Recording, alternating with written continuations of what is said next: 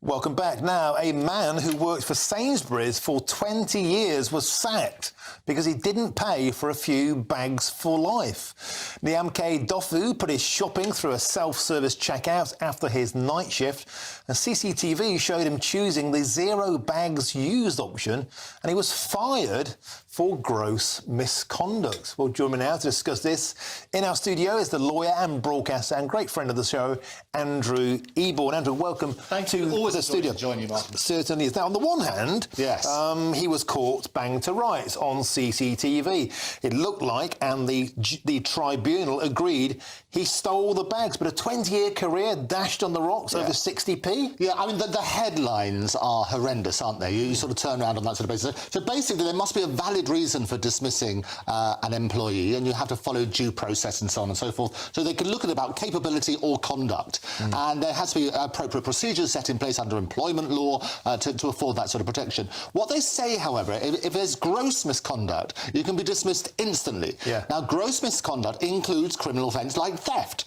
And the reality is, in the law, if you take property, whatever its value, with the intent of permanently depriving the person of it, then that is theft. And so what they did, they looked at the CCTV footage, and the Employment Tribunal had a look at this sort of stuff, and the guy wasn't just pressed no bags, he went backwards and forwards and so on and so forth. So he knew he was getting bags, and what they sort of turned in, I always sort of trust comes in on foot, but leaves on horseback. And so what Sainsbury's was saying in their defence is, hang about, we lost trust in the guy, even though 20 years and so on and so forth. We need to make sure we have trust in our employees. He lost that trust, and therefore we got rid of him. Do you think they've thrown the book at him, thrown the bag at him, to make all of us worry about us being watched by CCTV? Because how many people, in all honesty, watching this show have probably thought, I'll have a free bag, or you don't remember if you paid for it or scanned it or brought your own.